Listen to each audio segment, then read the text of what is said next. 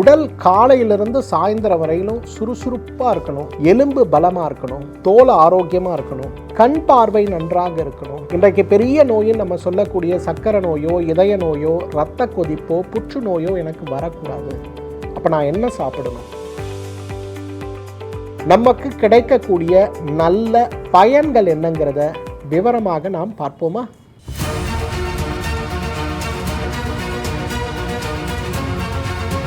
Doctor Srivarma's ஆரோக்கியமும் ஆன்மீகமும். உங்களுடைய வெல்னஸ் குருஜியுடைய அன்பான வணக்கங்கள். உணவே மருந்து. சாப்பிடுகின்ற உணவு ஒவ்வொன்றுமே இன்றைக்கு மருந்துகளை விட சிறப்பாக நம்ம உடம்பில் ஆரோக்கியமான முறையில் ஆரோக்கியத்தை தக்க வைத்துக் கொள்வதற்கும், உடலில் ஏற்படுகின்ற சத்து குறைபாடுகளை நீக்குவதற்கும், உடலுக்கு தேவையான ஆற்றலை மட்டுமல்ல கழிவு நீக்கத்திற்கும் உதவி செய்யறதுனால தான் நம்முடைய முன்னோர்கள் உணவே மருந்து அப்படிங்கிற ஒரு அழகான பழமொழியை சொன்னதை நம்ம பார்க்கிறோம். அந்த அடிப்படையில் உண்ணுகின்ற உணவு எந்த வகையில் ஆரோக்கியத்தை மேம்படுத்துகிறது அப்படிங்கிறத நாம் உணர்ந்து கொள்வது மட்டுமல்ல, நம்முடைய வளருகின்ற தலைமுறைக்கும் அந்த ஒரு ஞானத்தை தொடர்ந்து எடுத்து செல்வதன் மூலமாக உணவை, கீரையை, பழ வகைகளை சாப்பிடும்போது ஒவ்வொன்றும் என்னுடைய உடம்பில் என்ன மாற்றத்தை ஏற்படுத்துகிறது அப்படிங்கிறத புரிய வைப்பதன் மூலமாக உடலை மிகப்பெரிய அளவில் ஆரோக்கியமாக வைத்து கொள்ள முடியும் அப்படிங்கிற ஒரு தத்துவத்துடைய அடிப்படையில் தான்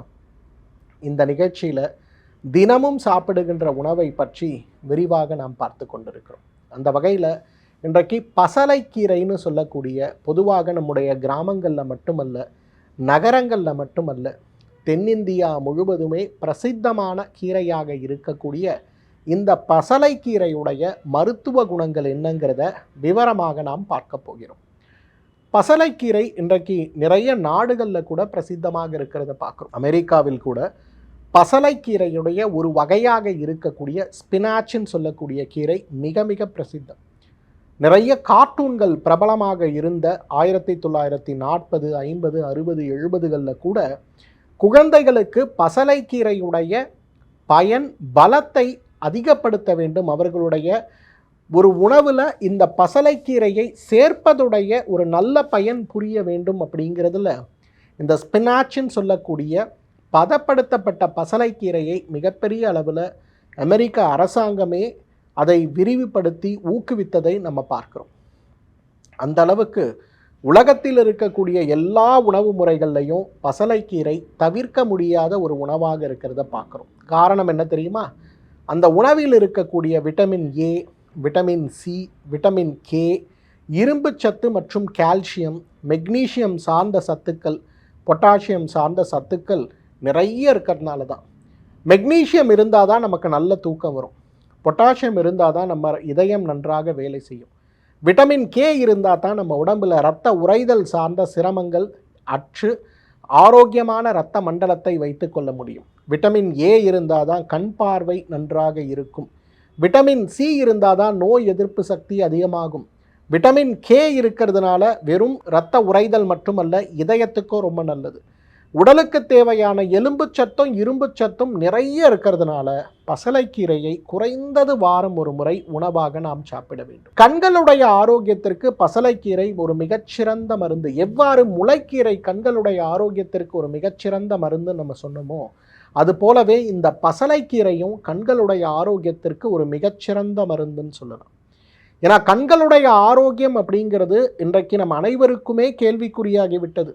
அதிக நேரம் மொபைல் பார்ப்பது, அதிக நேரம் டிவி பார்ப்பது, அதிக நேரம் இன்றைக்கு வேலை நிமித்தமாக கம்ப்யூட்டர் திரைகளை பார்த்து கொண்டிருப்பது, இன்றைக்கு கிட்டத்தட்ட உலகமே இந்த அறிவியல் தொழில்நுட்ப வளர்ச்சியின் காரணமாக 24 மணி நேரமும் ஏதேனும் ஒரு செயற்கை ஒளியூட்டப்பட்ட பொருளை பார்க்க வேண்டிய ஒரு சூழலில் இருக்கிறதுனால, வழக்கத்திற்கு மாறாக இயற்கை ஒளியை விட செயற்கை ஒளியில் புழங்க வேண்டிய ஒரு சூழல் நம் அனைவருக்கும் இருக்கிறதுனால நிறைய நோய்கள் நமக்கு ஏற்பட்டு விடுவதை பார்க்கிறோம்.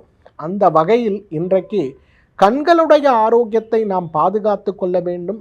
புதிய புதிய கண் நோய்களும், கண்களில் இருக்க நரம்பு நோய்களும், விழித்திரை நோய்களும் நமக்கு ஏற்படக்கூடாது அப்படின்னு நம்ம நினச்சோன்னா நாம் எடுக்க வேண்டிய முயற்சி, முதல் முயற்சியாக இந்த பசலைக்கீரையை உணவில் சேர்க்க முடியுமா அப்படிங்கிறத நம்ம பார்க்கணும். வாரம் ஒரு முறை பசலைக்கீரையை உணவில் சேர்க்கின்ற ஒரு சிறு முயற்சியே போதும் நம்முடைய ஆரோக்கியம் மேம்படுவதற்கு. நோய் எதிர்ப்பு சக்தி குறைபாடுங்கிறது இந்த கோவிட் பெருந்தொற்றுக்கு பிறகு நாம் அதிகம் பார்க்கின்ற விவாதிக்கின்ற ஒரு நோயாக இருக்கிறத பார்க்கணும். அடிக்கடி சளி பிடிக்குது, தும்மல் ஏற்படுது, காய்ச்சல் ஏற்படுது, சிறுநீர் மண்டல தொற்று ஏற்படுது, தோல் வறட்சியால் அரிப்பு ஏற்படுகிறது அப்படிங்கிற சிரமம் நம்மில் நிறைய பேருக்கு இருக்கிறத பார்க்கணும். இது சார்ந்த சிரமங்களை மாற்ற வேண்டும், இன்றைக்கு ஆரோக்கியத்தை மேம்படுத்த வேண்டும், நோய் எதிர்ப்பு சக்தி சார்ந்த சிரமங்களற்ற ஒரு ஆரோக்கிய நிலைக்கு நாம் செல்ல வேண்டும் அப்படின்னு வரும்போது இன்றைக்கு நாம் எடுக்க வேண்டிய முயற்சி, முழுமையான முயற்சி, முதல் கட்ட முயற்சியாக இருக்க வேண்டியது எது அப்படின்னா இன்றைக்கு இந்த பசலைக்கீரையை உணவில் சேர்ப்பது தான். விட்டமின் மாத்திரைகள் தேவையா, விதவிதமான சத்து மாத்திரைகளுடைய கலவைகள் தேவையா, ஊசி மருந்துகள் தேவையான நிறைய கேள்விகள் நம் மனதில் எழுகிறது. ஏன்னா மருத்துவர்கிட்ட போகும்போது உடம்பில் ஒன்றும் வியாதி இல்லை, நோய் எதிர்ப்பு சக்தி தான் குறைவாக இருக்குது, இந்தாங்க இந்த மருந்தை சாப்பிடுங்கன்னு கொடுக்கறத பார்க்குறோம். ஆனால் அந்த மருந்துகளை சாப்பிட வேண்டுமா, அந்த மருந்துகளை விட சிறப்பாக நம்ம உடம்பில் நல்ல சத்துக்களை கொடுக்கக்கூடிய இந்த பசலைக்கீரையை உணவில் சேர்க்க வேண்டுமானா நிச்சயமாக இந்த பசலைக்கீரையை உணவில் சேர்ப்பது தான் புத்திசாலித்தனம். அதுவும் குழந்தைகளுக்கு. ஏன்னா நிறைய இன்றைக்கு 30-35 வயதில் இருக்கக்கூடிய பெண்களையும் ஆண்களையும் நான் பார்க்குறேன். கீரைகளை சாப்பிடுவது கடுக்காய் சாப்பிடுவது போல. வீட்டில் இருக்கக்கூடிய பெண்களும் அம்மாவும் என்னதான் கஷ்டப்பட்டு சுத்தம் செய்து கீரையை சமைத்து கொடுத்தாலும் கீரை சாப்பிட்ற பழக்கமே கிடையாது. கீரை செய்தாலே வீட்டில் பிரளயம் வெடிப்பது போல உணவு சாப்பிட்ற இடத்துல சண்டை வருது, அதனாலேயே கீரையை தவிர்த்துறோன்னு சொல்லக்கூடிய நிறைய குடும்பங்களை இன்றைக்கு நம்ம பார்க்குறோம். இன்றைக்கு குழந்தைகள், வளருகின்ற குழந்தைகள், 2 வயது 3 வயது குழந்தை முதல் குழந்தைகளுக்கு இந்த மாதிரி கீரைகளை சாப்பிடுகின்ற வழக்கத்தையோ, குறிப்பாக பசலைக்கீரையை வாரத்திற்கு ஒரு முறை தவறாமல் சாப்பிடுகின்ற ஒரு வழக்கத்தை நம்ம கொடுக்கும்போது என்னாகும், இந்த குழந்தைகளுடைய ஆரோக்கியம் படிப்படியாக மேம்படுவது மட்டுமல்ல, அவர்களுக்கும் கீரையில் இருக்கக்கூடிய மருத்துவ குணங்களை சொல்லி சொல்லி நாம் வளர்க்கும்போது குழந்தைகள் ஆரோக்கியமாக வளருவதை நாம் பார்க்க முடியும். எலும்புகளுடைய ஆரோக்கியம் இன்றைக்கு ரொம்ப முக்கியம். எலும்பு மனிதன் பார்ப்பதற்கு திடகாத்திரமாக இருந்தாலும் கூட எலும்புகளுடைய அடர்த்தி குறைந்து போவதும் எலும்புகளுடைய செரிமானம் குறைந்து போவதும் இன்றைக்கு தவிர்க்க முடியாத சிரமமாக இருக்கிறத பார்க்குறோம். எவ்வளவு முயற்சி செய்தாலும், என்ன முயற்சி செய்தாலும் எலும்புகளுடைய பலமற்று இருக்கக்கூடிய ஒரு சூழல் இருக்கிறதுனால நிறைய பேருக்கு இன்றைக்கு மூட்டு வலியும் முதுகுத்தண்டு சவ்வு அழுத்தங்களும் முதுகுத்தண்டு வலிகளும் மிகப்பெரிய அளவில் பாதிப்பை உருவாக்கி விடுவதை பார்க்கிறோம். இந்த சிரமங்களற்ற ஆரோக்கியமான ஒரு நிலை வேணும் அப்படின்னா மருந்துகள், சத்து மருந்துகள், எலும்பு சத்துக்கான மருந்துகள், விட்டமின் மருந்துகள் அப்படிங்கிறத எடுப்பதை மட்டும் வழக்கமாக வைத்து கொள்ளாமல் பசலைக்கீரையை குறைந்தது வாரம் ஒரு முறை உணவில் சாப்பிடுகின்ற ஒரு வழக்கத்தை நம்ம வைத்து கொள்ளும்போது மிகப்பெரிய அளவில் எலும்பு மண்டலத்துடைய பலம் அதிகரிப்பது மட்டுமல்ல, இன்றைக்கு ஆரோக்கியமான ஒரு வலியற்ற வாழ்க்கையும் நம்மால் வாழ முடியும். ஜீரண மண்டல உறுப்புகளுடைய ஆரோக்கியம்தான் நம்முடைய மிகப்பெரிய ஆரோக்கியம். ஜீரண மண்டல உறுப்புகள்னு சொல்லக்கூடியது வெறும் வயிற்றை மட்டும் கருத்தில் கொள்ளாமல் ஈரல், பித்தப்பை, கணையம், வயிறு, சிறுகுடல், பெருகுடல், மலப்பை மற்றும் கழிவு நீக்கத்திற்கு உதவி செய்கின்ற எல்லா உறுப்புகளையும் சேர்த்து வாயிலிருந்து ஆசனவாய் வரை இருக்கக்கூடிய உறுப்புகளுடைய பலம் தான் இன்றைக்கு ஆரோக்கியத்துடைய பலம். நம்ம நிறைய பேரை பார்ப்போம், சத்தான உணவு, ஆரோக்கியமான உணவு அப்படின்னு சில விஷயங்களில் கவனமாக வச்சுருக்கிறத பார்ப்போம். இன்னும் நிறைய பேரை பார்ப்போம், எல்லா வகையான உணவுகளையும் சாப்பிடுவாங்க, ஆனால் அவர்களுக்கு நோயே இருக்காது. சத்து உணவுகளை மட்டும் தேடி தேடி சாப்பிடுபவர்களுக்கு நிறைய நோய்கள் இருக்கும். நம் மனதில் ஒரு குழப்பம் எழும், என்னது இது, ஏன் இந்த ஒரு விஷயங்கள் இப்படி இருக்குங்கிற ஒரு குழப்பம் வரும். காரணம் என்ன தெரியுமா, நல்ல ஆரோக்கியமான ஒரு ஜீரண மண்டலத்தை நம்ம வச்சுருக்கோம்னா நம்ம சாப்பிடுகின்ற உணவு எவ்வளவு கடுமையான உணவாக இருந்தாலும் உடலுக்கு பெரிய பாதிப்பை ஏற்படுத்தாது. ஆனால் ஜீரண மண்டலம் பலவீனமாக இருந்தால் இறைவனே அமிர்தம் கொடுத்தால் கூட அது உடலுக்கு உதவி செய்யாது. அதனால தான் நம்ம மருத்துவ முறையில் தீர்க்க முடியாமல் சிரமப்படுகின்ற நோய்களும் நாட்பட்ட நோய்களும் வரும்போது இயற்கை மருத்துவரை நீங்கள் சந்திக்கும்போது, ஆயுர்வேத சித்த மருத்துவரை நீங்கள் சந்திக்கும்போது முதல்ல செய்யக்கூடிய முயற்சி உடலில் இருக்கக்கூடிய கழிவு நீக்கம் தான். இந்த உடல் கழிவு நீக்கம் முழுமையாக செஞ்சுட்டு அவங்க மருந்துகள் கொடுக்கும்போது ரொம்ப வேகமாக உடல் சரியாகிறத பார்க்க முடியும். அப்போ ஜீரண மண்டலத்துடைய ஆரோக்கியத்தை நம்ம சீராக வச்சுக்கிட்டோம்னா பெரும்பாலும் நமக்கு நோய்கள் ஏற்படுவதை தடுக்க முடியும். அந்த வகையில் ஜீரண மண்டல ஆரோக்கியத்தை மேம்படுத்த பெருங்குடலில் இருக்கக்கூடிய உடலுக்கு நல்லது செய்யக்கூடிய கிருமிகளை அதிகப்படுத்த, உடலுக்கு கெட்டது செய்யக்கூடிய, உடலுக்கு பாதிப்பை ஏற்படுத்தக்கூடிய ஒட்டுண்ணிகளையும் குடல் புழுக்களையும் வெளியேற்ற இந்த பசலைக்கீரை ஒரு மிகச்சிறந்த உணவுன்னு சொல்லலாம். ஏன்னா பசலைக்கீரையை உணவாக வாரம் ஒரு முறை சாப்பிடும்போது வயிற்றில் இருக்கக்கூடிய கழிவுகள் முழுமையான கழிவாக உடலை விட்டு வெளியேறும்போது உடலில் பெரிய ஆரோக்கியம் எடுப்பதை பார்க்க முடியும். சர்க்கரை நோயை கட்டுப்படுத்த வேண்டும் அப்படிங்கிற ஒரு ஆவல் எல்லா சர்க்கரை நோயாளிகளுக்கும் உண்டு. என்னென்னமோ உணவு சாப்பிட்டு பார்த்துட்டேன், என்னென்னமோ முயற்சி செய்து பார்த்துட்டேன், இருந்தாலும் என்னால் ஆரோக்கியமான வாழ்க்கைக்கு செல்ல முடிவதில்லைன்னு சொல்லக்கூடிய எவ்வளவு பேரை இன்றைக்கு நம்ம பார்க்கணும். காரணம் என்னன்னா, உணவை பற்றிய விழிப்புணர்வு அற்று இருக்கும். கருப்பு கவனி நல்லதா, மாப்பிள்ளை சம்பா நல்லதா, பூங்கார் அரிசி நல்லதா, மூங்கில் அரிசி நல்லதான்னு கேட்கக்கூடிய நாம், ஒருவேளை இந்த வகையான அரிசி வகைகள் சாப்பிட முடியாத ஒரு ஊரில் நான் இருக்கேன், சூழலில் நான் இருக்கேன், அப்போ என்ன செய்தால் என்னுடைய சர்க்கரையை கட்டுப்படுத்த முடியும்னு வரும்போது அதற்கு பசலைக்கீரை ஒரு மிகச்சிறந்த மருந்துனே சொல்லலாம். சர்க்கரை நோயை கட்டுப்படுத்துவதில் இருக்கக்கூடிய ஒரு மிகப்பெரிய ஒரு தந்திரம் என்ன தெரியுமா? நார்ச்சத்து இருக்கக்கூடிய உணவுகளை கூடுதலாக சாப்பிடுவது தான்.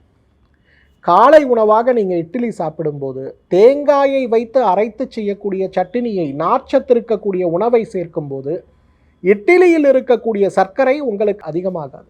அதே போல் மதிய உணவாக வடித்த சோறோடு இந்த கீரை வகைகள், பசலைக்கீரை, முருங்கைக்கீரை, முளைக்கீரை, இந்த மாதிரி ஏதாவது ஒரு கீரையை ஒரு 50 கிராம் அரிசிக்கு 100 கிராம் அளவுக்கு அந்த நார்ச்சத்து இருக்கக்கூடிய உணவை சாப்பிடும்போது உங்கள் சர்க்கரை வேகமாக கட்டுக்குள் வந்து விடுவதை நாம் பார்க்க முடியும்.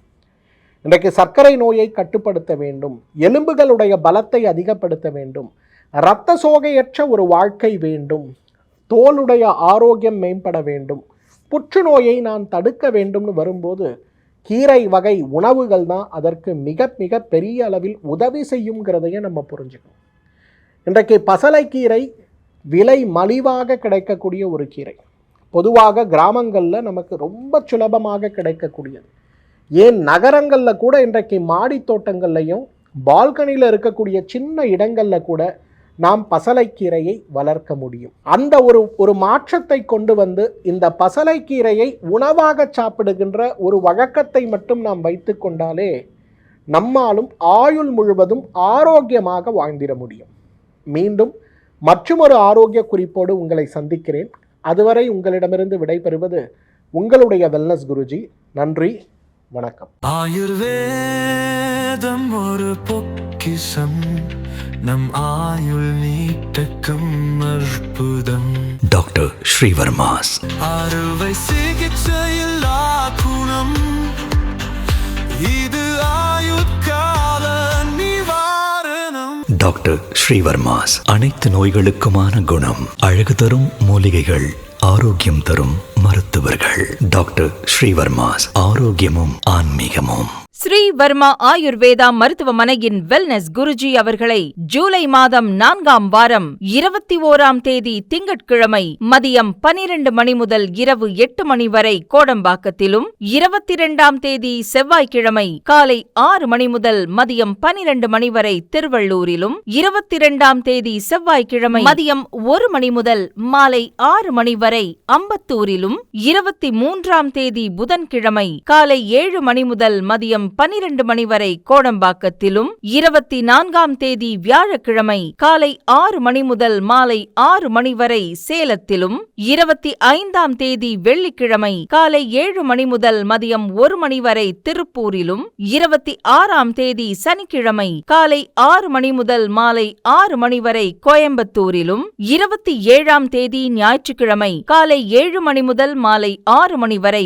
வேளச்சேரியிலும், 28ஆம் தேதி திங்கட்கிழமை மதியம் 12 மணி முதல் இரவு 8 மணி வரை கோடம்பாக்கத்திலும், 30ஆம் தேதி புதன்கிழமை மதியம் 12 மணி முதல் இரவு 8 மணி வரை கோடம்பாக்கத்திலும் ஆச்சார்யா டாக்டர் ஸ்ரீவர்மா அவர்களிடமும் வெல்னஸ் குருஜி அவர்களிடமும் நேரடியாக பயிற்சியும் ஆசியும் பெற்ற doctor Hemala Tiruvallur, doctor Aneesh Fathima Ambattur, doctor Surya Kodambakkam, doctor Jayarupa Manapakkam, doctor Megala Velachery, doctor Jayakanthan Pondicherry, doctor Rizwana Tiruvannamalai, doctor Saraswathi Salem, doctor Mary Kalsa Trichy, doctor Abinasha Thanjavur, doctor Abina Mubisha Madurai, doctor Jebashin Nagercoil, doctor Malathi Coimbatore, doctor Krithika Hosur, doctor Guna Apsara